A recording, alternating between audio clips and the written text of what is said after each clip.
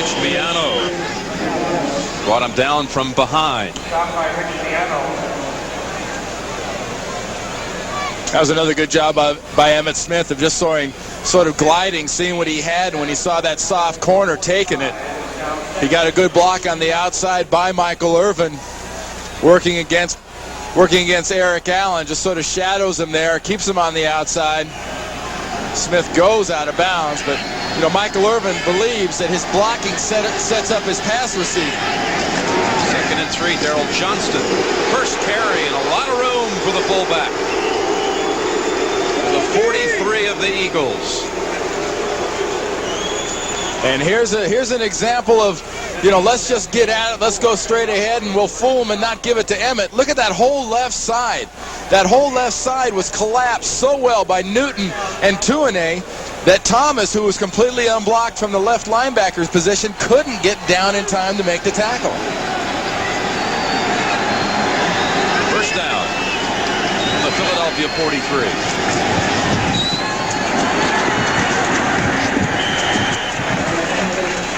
Mike Flores, number 95. There he is. This is really a revamped defensive line for the Eagles. Tim Harris is out for a few more weeks with an elbow injury. Keith Millard's only seen action on a couple of plays today.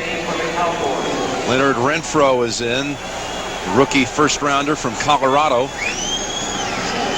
And after the pass frustrations of the last possession, Dallas seems to be coming out here on this possession and saying we're going to hammer it till we feel the pass. 2nd and 8. Johnston to the 38. Andy Harmon, the first to get to the fullback. Well, you know, Dallas is getting back to the America's team tag again when they can play in Veterans Stadium in Philadelphia and have the home crowd cheering Moose when Johnston carries the ball. Yeah, did you notice that?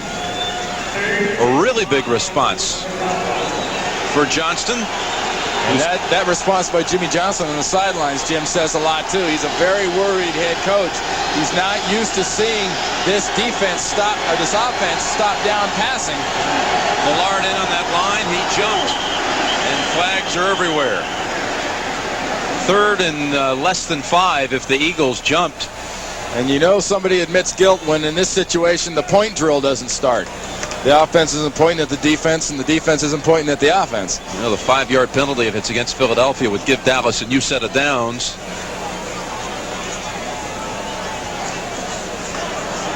Offside, defense, right side of the line. Well, Millard was offside when he lined up, much less when he jumped off sides, and that'll set up first down, and this is the position that Millard comes out of the game, because now with his recently tweaked against the Giants in the first play of the game knee, they've got to use him more judiciously. They were using him on all 3 downs. Now he's got to be the rusher. They got to bring in the youngster Renfro in on the 1st and 2nd down and let him try to stop the run. That penalty gives the Cowboys a first down at the Eagles 33. Russell Maryland, who has recovered a fumble, looking at some alignments.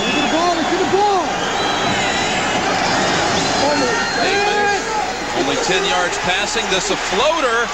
Oh, that is caught by Irvin. He comes back for it.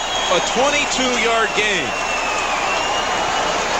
Well, this has been a great battle all day between Michael Irvin and Eric Allen, and you know, momentum and movement can be an interesting thing in sports, and watch the help that Michael Irvin gives to Eric Allen's momentum. Watch right there. Now, that isn't a push-off, that's more of a pull-by. That's an arm over if you're a defensive lineman. That's borderline legal, but it was good for a catch. Good for a first down at the 12. Smith, no gain. You remember what Michael Irvin said to us yesterday? A lot of times in football, it turns into basketball when they throw it. You have to learn how to box out, how to position yourself to be the one to grab the ball. And that was a good example, and you could tell from that last catch he made, there's a little bounce back in the step of Michael Irvin. And here's a situation in the plus zone, in the red zone. Remember, they love to throw the ball up top in fade routes and let these big receivers go after it. Second down, 11. Aikman looks right, still looking, now running with it inside of the 10, and then driven back by Ben Smith. And Smith has a few words for the Cowboys quarterback.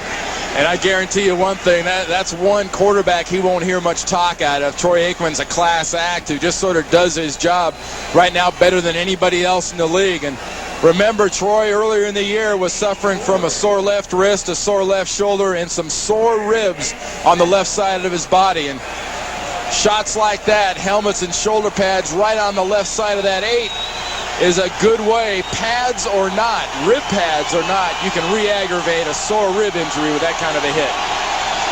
Timeout called by the Cowboys. Cowboys use their first timeout of the second half. We have 5:18 remaining, third quarter, and the Cowboys lead 10-7. And that was a nice job, that last play, Jim, by the corners again, Allen and Smith, of getting in the receiver's face and trailing him downfield, getting the help from the insides from the safeties. Aikman had nowhere to go. They had Novacek covered in the inside, and everybody else was basically blocking. Cowboys, when they put the ball back into play, will have 3rd and 6. 3rd and 6 from the Philadelphia 9. The Cowboys lead on an Eddie Murray field goal from 35 yards, an 11-yard reverse for a touchdown by Kevin Williams, and then the Eagles before the half with 1:30 to go before halftime scored on a touchdown toss of 3 yards to Herschel Walker. Jim, in this section of the field, with defenses today, you throw it in front of the defense, in front of the goal line, and let your receivers carry the ball across. To Price, and not enough for the first. And Smith and Eric Allen on that side. And once again, an offense gets into the plus territory, into the red zone, and can't get the ball into the end zone, can't get a first down. High tackle, shed Thomas off, but here comes Allen and here comes Ben Smith to deny Price the first down. Eddie Murray with a 23-yard chip shot. Good. Dallas 13 and Philadelphia 7. Murray 2 for 2 today. Cowboys lead by 6.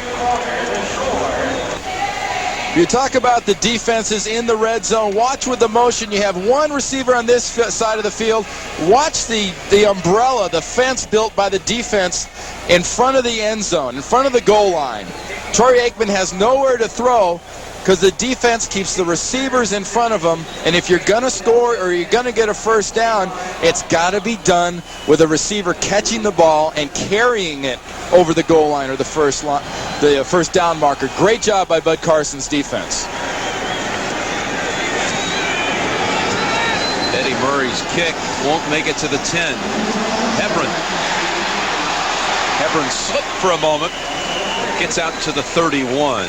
Joe Fishback on the tackle. And next Saturday, as we see some players here skating on this slippery field, you'll see pirouetting and the finals in the pairs competition. Also the ladies technical program with Nancy Kerrigan. That's next Saturday, 4:30 Eastern time from Hamar, Norway, the site of the upcoming Winter Olympics. You'll get a chance, Randy, if you watch, to see your pair's favorite, Natalie Mishkitanik and Artur Dimitriev.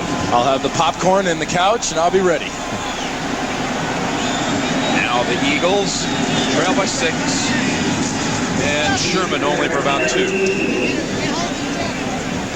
Ken Norton and Darren Smith A couple of linebackers made the tackle. What do you think of the move with Norton to middle linebacker for Dallas? It's worked out great. I think strength-wise they give up something with Ken Norton in the middle because he's more of a sideline-to-sideline runner and not really a bulk guy. But what he really gives the Dallas Cowboys defensively is a leader in the middle, a stand-up guy, a guy that the other defenders can look at and know that he's sort of a rallying point, and especially when things aren't going